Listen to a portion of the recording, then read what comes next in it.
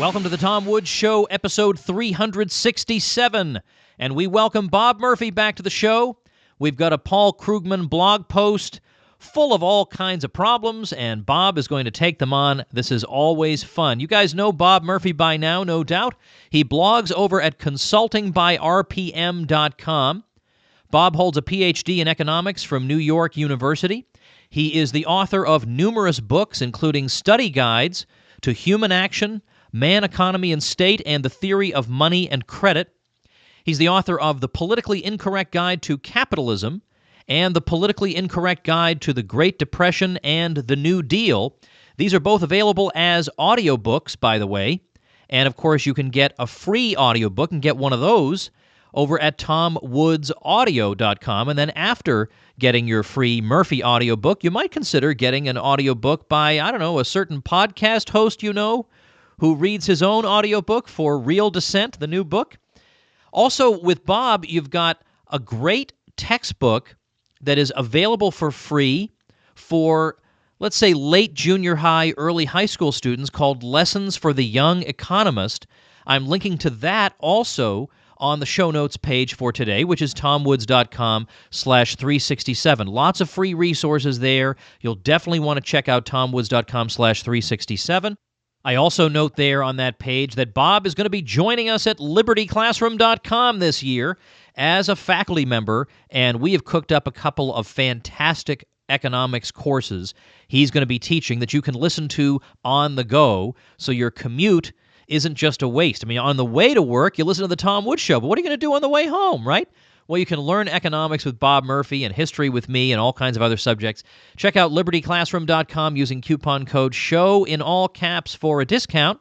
And now my conversation with Bob Murphy on Paul Krugman. Here we go. Bob, welcome back to the show.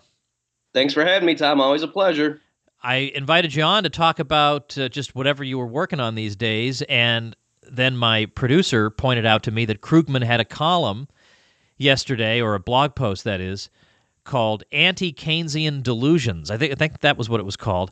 And he's responding to one or two critics of Keynesianism, but they're not really the best critics of Keynesianism, so it's not so difficult for him to respond, but his responses still are not all that good. And I thought, well, you know what? What the heck? I mean, let's take this apart. Let's see what Murphy would say about this column. We will link to the column, so if you would like to follow along to get the most out of this episode, you can do so at tomwoods.com/367, which is the copious show notes page for today's episode. In fact, maybe I can turn things over to you. You've got the piece in front of you? Yes, I do. All right. So tell me the most, let's just go through it in order, and we don't have to spend an equal amount of time on each thing, but let's go through it in order. What's the first howler you notice? Sure. So the context here is that Krugman, as usual, is, surrounded by friggin' idiots, and he can't believe, that he's got to deal with these morons in the economic blogosphere. And he's saying how, man, just another example of some critic of Keynesianism who doesn't understand even the basics of the theory, let alone realizing that empirically Keynesianism has just been, totally crushing all of its opponents since the crisis began. So the first, and specifically, it's this guy, David K., I think it's Levine or Levine, I don't know how you pronounce his name.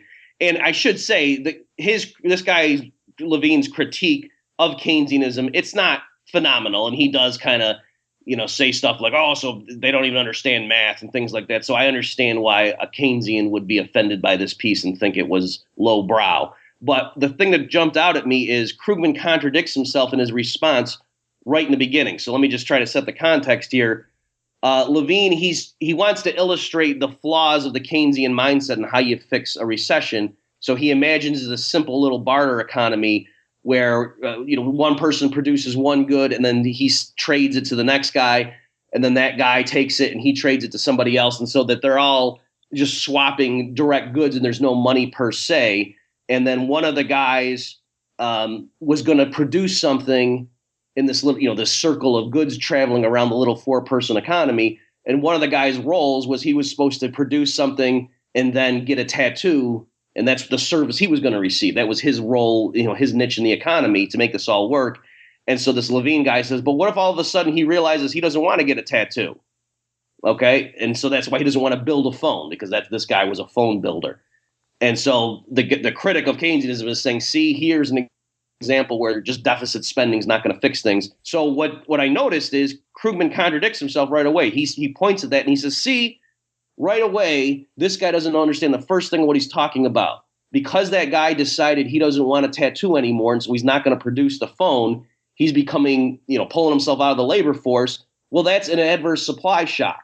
And no Keynesian, Krugman is saying, thinks that government deficit spending can fix a supply shock. Like if there's a crop failure, no Keynesian thinks that bigger government spending is going to fix that. Okay, so this guy doesn't even know what he's talking about. And then Krugman goes on one paragraph later to say, but it's even funnier than that. As Nick Roy points out, this guy's example, phones are actually like the medium of exchange. And so therefore, what this guy has modeled is a contractionary monetary policy. And so, So again, he proves the efficacy of Keynesian solutions. So my point, Tom, is right there. Krugman just contradicted himself in 2 paragraphs. He went from saying this is a supply shock and that's why Keynesian policy wouldn't be applicable, and no Keynesian would be so stupid as to think, stimulus would help. And then the next paragraph, he says, oh, and by the way, this guy is such an idiot. He doesn't realize he just modeled monetary contraction, in which case Keynesian stimulus would help. So I realized I was going back and forth and getting into the nitty gritty there, but just to step back and point it out, the point is Krugman is correct that in general, the Keynesian theory says if there's a supply shock, meaning like technology has changed, or if there's an earthquake and a bunch of workers get killed, the standard Keynesian textbook does not say, oh, the government should just spend a bunch more money and the economy won't suffer from that, right? So Krugman's right. And so he was saying this guy's little fable of a 4-person barter economy is a supply shock, and therefore he's an idiot for thinking that somehow hurts Keynesianism. But then Krugman, thinking he's going to then hit the guy with an uppercut, goes and says, oh, and by the way, we could also explain this situation, as Nick Roy has pointed out, as a monetary demand shock, in which case the Keynesian prescriptions would apply and it would fix things. And so, it's the point. The problem is it was a barter economy. And so Krugman can't have it both ways. That is it a supply shock or is it a demand shock? And so he wants to try to have it both ways and say, oh, it's a supply shock, so this guy's an idiot for thinking it's applicable. And then he comes right back and says, oh, and by the way, it's actually a demand shock, in which case we're right. So no matter what, he's right. Go figure. Right. Okay, I see that. He's got a link to this babysitting co-op thing. Do we want to talk about that, or do we want to skip that, or save that for another time? Because it's a long-standing Krugman model. Maybe we could just spend like 2 sentences on it. All right. Tell us because he says if you want a simple, homely example of how demand shocks can happen and cause unemployment, there is the babysitting co-op. Did you ever write anything in response to that? I don't think that I did. Do you have any strong feelings about it? Well, I mean, we just to make the point that they're assuming prices aren't flexible, and then that's what drives the whole result. I think that somebody, unfortunately, I should have looked this up. Somebody did, one of our guys, I don't know if it was David Gordon or Jeff Herbner, somebody did find something like a little more of the actual history of the real scenario that gave more nuance. All right, I'll track that down. I'll put that on the show notes page because we want to instead focus most of our attention on his claims about what actually happened to the economy in 2008. That what we did not have, he says, we did not have a supply shock because he says productive capacity was unimpaired. I mean, obviously, right, we had just as many buildings, just as much building material. We had all the same stuff. What we had instead was a demand shock. And you've written quite a bit on this, and in fact, you even got Krugman's attention. He wrote about you in a column, and even though he thinks your theory, the Austrian business cycle theory, is totally wrong and crazy, he paid you at least the compliment of saying that you laid out the most plausible exposition of it he'd ever seen. That's something. Yeah, exactly. And so what I think here is that the substantive point for Austrians to really pay attention to is in Krugman's response to this guy, Levine. Again, Levine's not particularly relevant here.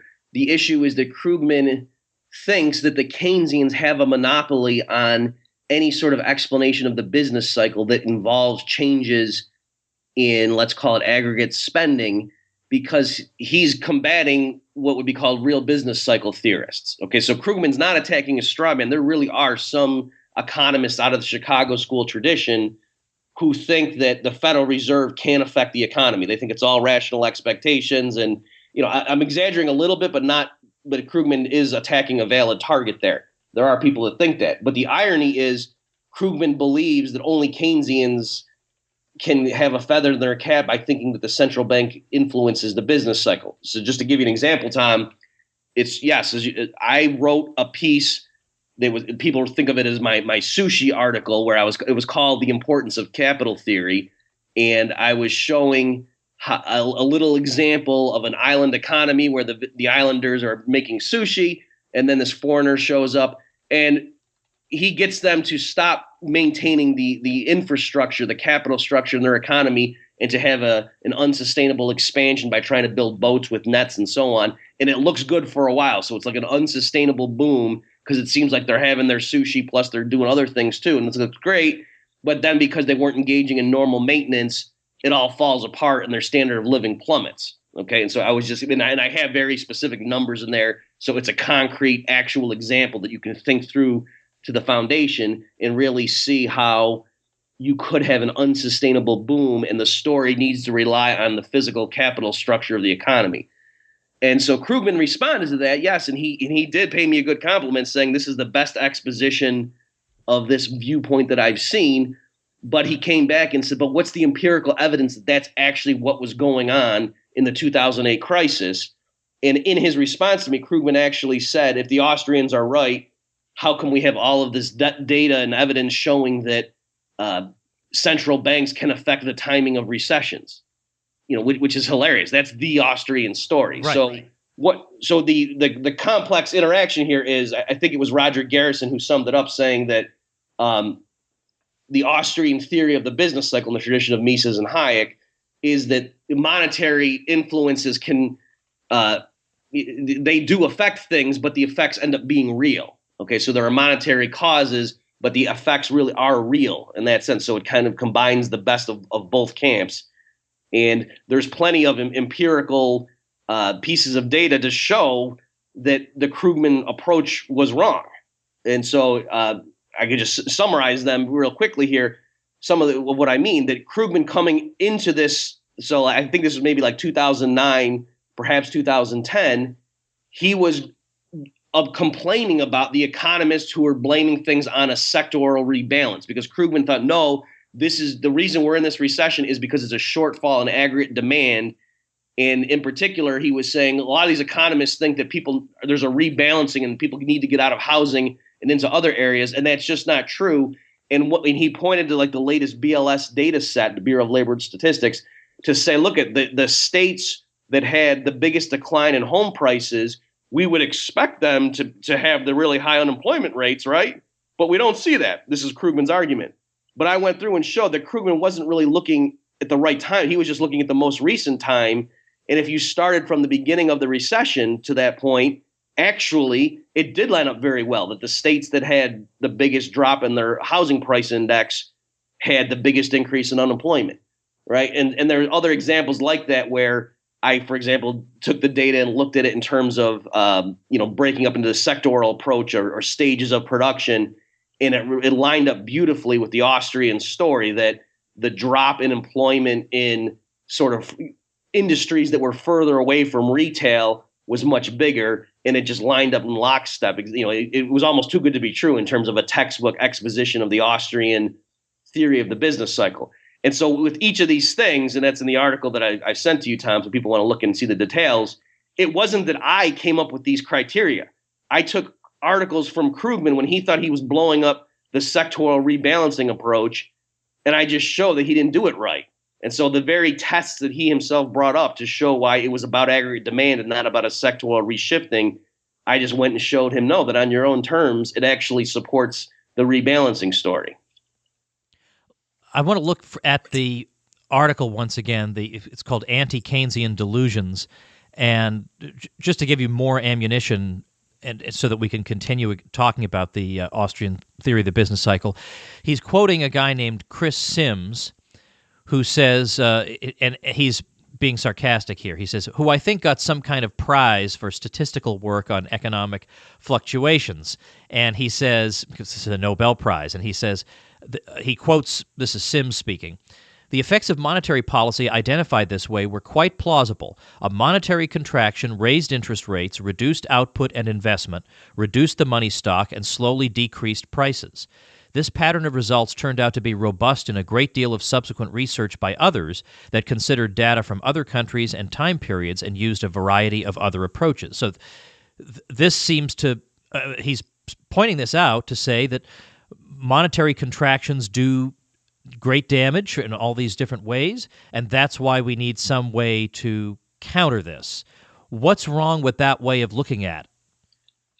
Well, again, that could have been, suppose that Mark Thornton was trying to write and submit an article on Austrian business cycle theory and get it into a mainstream journal, and he did an econometric assessment with all the bells and whistles.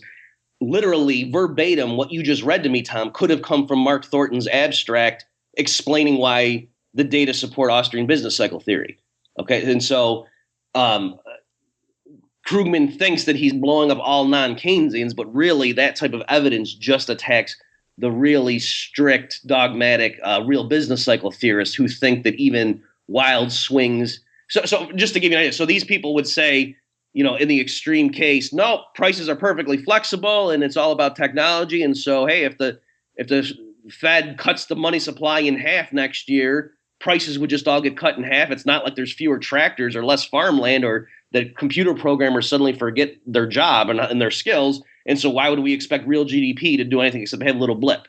All right. And so Krugman thinks he's, blowing up that kind of mindset, and he is, but that's hardly the Austrian story. So the Austrian story, again, it kind of blends the monetary and the real, if that's the way you want to think about it, that they're saying the reason empirically we see that pattern that Sims has documented is not because the central bank just contracts the money supply and raises interest rates in a vacuum. It's because that's always coming on the tail end of a prior expansionary phase where they had pushed down interest rates artificially low and flooded the economy with more money. Exactly. Okay, that was my impression, that he's coming to the story really at the tail end and leaving out, the plot, the characters, the development of the plot. He's coming in the last 10 minutes and saying, "Oh my gosh, look at all these things that are happening. Now what do we do?" Yeah, exactly. And so it's a standard Austrian story here that they're saying, if you don't like the depression, then the thing to do is to stop having the prior artificial expansion, the unsustainable boom period. That's ultimately the way you fix it. And if instead, when you just notice all of a sudden, well, geez, for some reason, aggregate demand fell off a cliff and all these firms are laying workers off, but I don't understand why. It's not like we ran out of steel. What the heck is going on? I mean, we still have, crops still pop out of the ground. I don't get it. I guess we should just flood the economy with more money and that'll fix it. I mean, that's the crude Keynesian analysis of the situation and solution, whereas the Austrians are saying, well, why is it that all of a sudden the economy fell off a cliff like that? It's not that the central bank just for no reason decided to jack up interest rates. They did it because prices were rising too rapidly or there are other things going on. And so that's the Austrian solution, that they see what it was, the real forces that were set into motion. And so if the Austrians are right, if there really was this prior period of an unsustainable boom, well, then that really is an adverse supply shock. So again, it comes back to the crude Keynesian model where they just look at things like the aggregate capital stock. So that's why Krugman can say, geez, the U.S. economy as of 2008 was not in any sense poorer than it was in 2007. So why wouldn't potential GDP just have kept rising? Okay, so I mean, he doesn't use the phrase potential GDP in this blog post, but he does elsewhere. So that's the way to see the distinction between the Austrians and Keynesians on this, is that the Austrians would say, no, the way that officially measured real GDP was increasing from 2003, 4, 5, 6, 7, that was unsustainable because the economy's capital structure was getting knocked all out of whack. It was not mutually compatible. It was not sustainable. And therefore, there had to be a drop off in measured real GDP just because the structure of the pipeline was getting all screwed up. So goods finished TVs and houses and cars couldn't have kept shooting out of the end of the pipeline in a predictable rising fashion, because it's not just a simple matter of, well, gee, how many workers do we have? How much capital do we have? How much land do we have? That didn't go down in 2008. Why would output go down? And it's because the Keynesians ignore all of the complex subtleties of the capital structure. I mean, just to give a simple example, if all of a sudden all the investment one year, total investment didn't go down, but instead people invested in just increasing the quantity of screwdrivers, right? So there was the same amount of hundreds of billions of net new investment, but the economy did nothing except produce a bunch of new screwdrivers, and that's all capital goods. Yep, that's all net investment. That's great. Obviously, the next year, the economy is going to fall off a cliff, because now they're going to have a bunch of screwdrivers, no new screws, and all the factories and stuff that needed other kinds of maintenance, that didn't get done. Instead, all the resources got pumped into making millions of new screwdrivers. Well, clearly, people would not be able to go to work and keep doing what they were doing the next year once that they hit that wall, that real physical wall. And yet, in terms of the aggregates, that wouldn't necessarily show up, and people would be scratching their heads saying, geez, I don't get it. Investment was robust last year. How come all of a sudden it seems like we had this adverse supply? Well, it can't be a supply shock. Let's just have deficit spending. That's the only way to fix this. Bob, I wonder if I can ask you a question that's not really directly related to this column, except in that it touches on Austrian business cycle theory. A few episodes ago, I don't remember the number offhand, I'll link to it on the show notes page, I talked to Joe Salerno, and we apparently generated some controversy, and I'm not trying to drag you into this, Bob, but I do want to get your thoughts about a question that was raised by people who may not agree with Joe. And the question was this, that when you have a situation in which total spending declines because of an increase in the demand to hold money, it could be people suddenly are very uncertain about the future, and they'd rather just hold on to some cash and just wait it out and see what the future holds. So there's this increased desire to hold cash. This pushes prices down, but not instantly and uniformly, and it takes a while. And in the meantime, you get prices that are stuck for various reasons, and this leads to discoordination and layoffs and so on and so forth. And Joe's view is that entrepreneurs can figure this out, they can see their way through it, that some price stickiness exists because that's what the market wants. That's what the consuming public actually wants. They prefer some price stickiness and so on. So he's saying entrepreneurs can navigate their way through this. But the objection is, if entrepreneurs can navigate their way through that, why can't they navigate their way through the Federal Reserve artificially pushing interest rates low? Why does that send them into a tailspin, but they can deal with faulty price signals? Okay, yeah, that's a great question. As far as the targeting of nominal GDP, and yeah, I did listen to that episode, and I liked what you guys had to say there. One sort of nitpicky point, and this isn't Joe's fault because he's got to just take the discussion as it stands and try to show, make an imminent critique, but it's not total spending, right? Nominal GDP only looks at spending on final goods and services, not adjusted for changes in the price level. Otherwise, it would be real GDP. Right. And so even there, these models and everything, we start talking about this abstract fairyland and not the real world. OK, so that's just one thing that when people are thinking of it as total spending in N times V, it actually isn't. Right. And again, that's not Joe's fault. This is the way the market monitorist guys talk about it. And so does that have a direct policy implication? Well, conceivably it could if the public for some reason started spending a lot more on intermediate goods and less on final goods. That would show up as a huge collapse in nominal GDP. And, so anyway, but I'll just put that aside. It's frustrating, again, dealing with these simplistic models of the economy that, their proponents don't even follow through their logical conclusion. But as far as your more fundamental point there, Tom, I think it is correct to look at to why are we saying that there's something qualitatively different about the monetary good, such that changes in demand that impinge on that, therefore invite a special role for the central bank to come in, or let's say just experts in Washington to come in and fix things. But we would never talk like that, at least as free market economists, for anything else.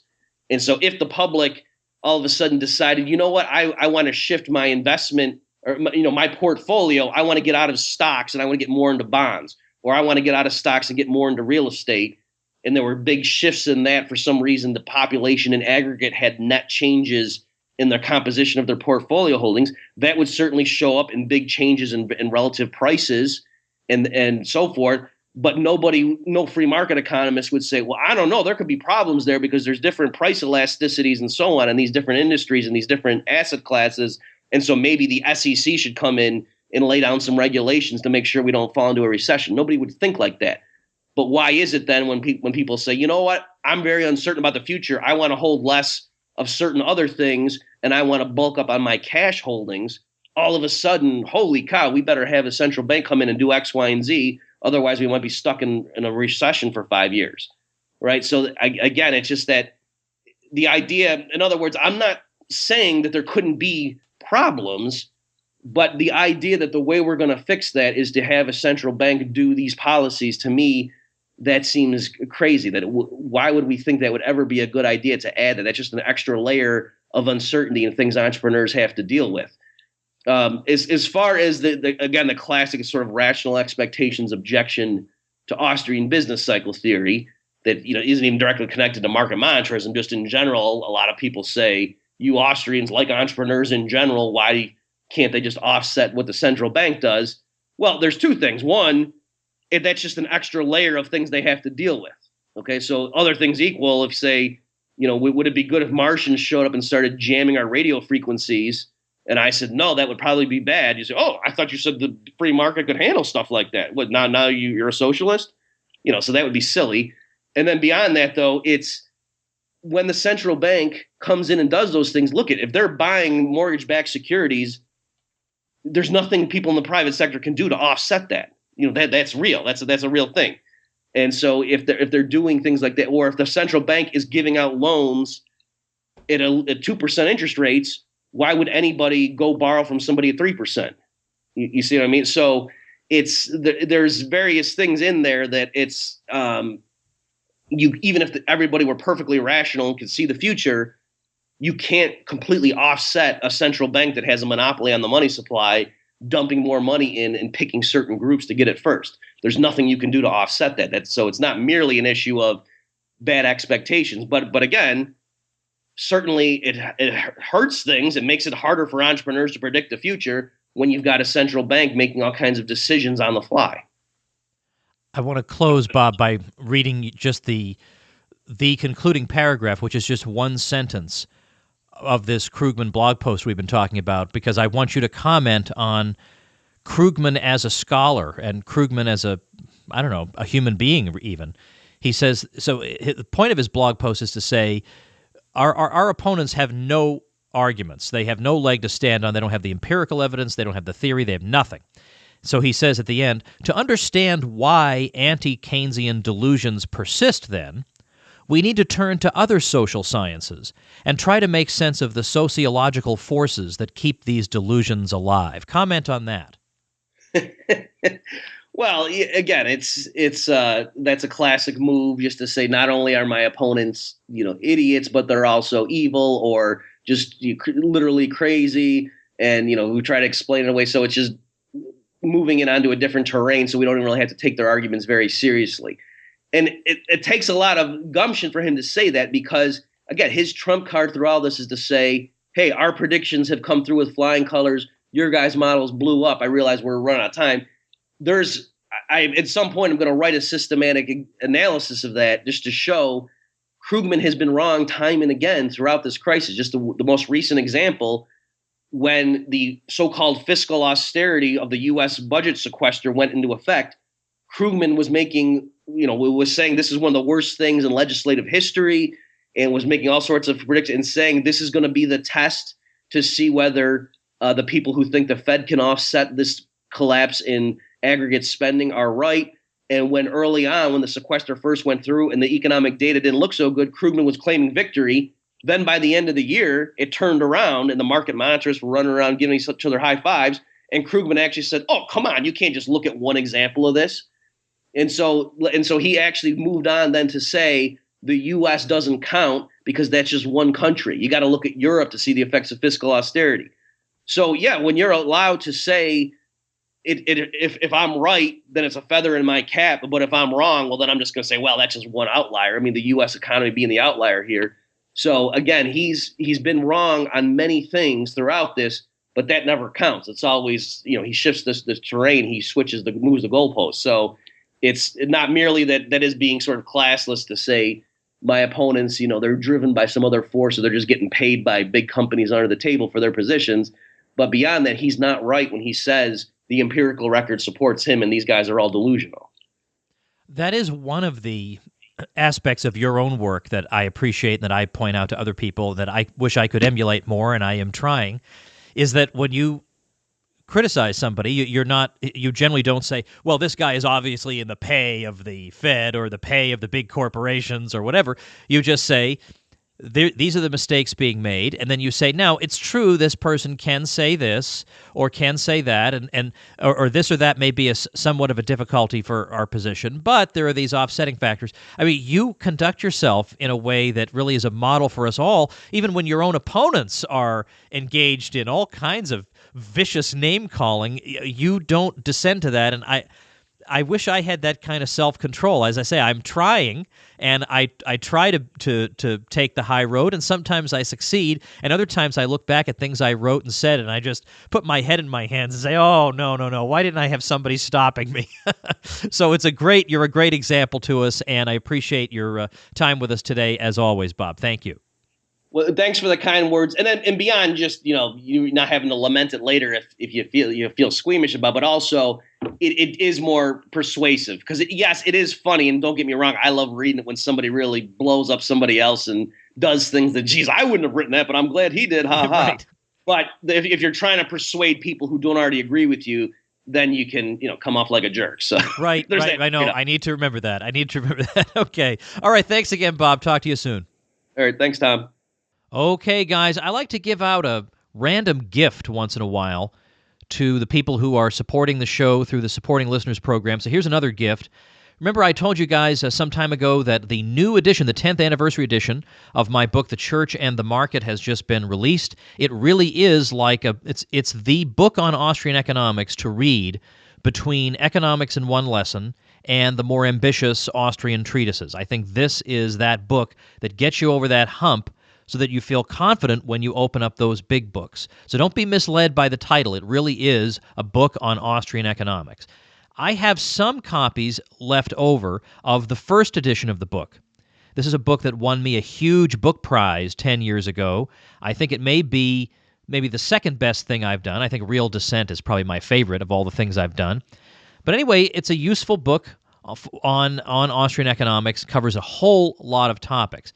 If you are supporting the show at the gold or platinum levels, I want you to drop me a line at tomwoods.com. There's a contact page there. If you want a copy of that first edition, I'll be glad to send you one, a signed copy.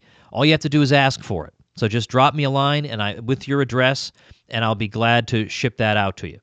And of course, if you'd like to support the show as a supporting listener, you get all kinds of goodies other than just that. I mean, my homeschool courses for the Ron Paul curriculum, don't be embarrassed, adults. You can take them.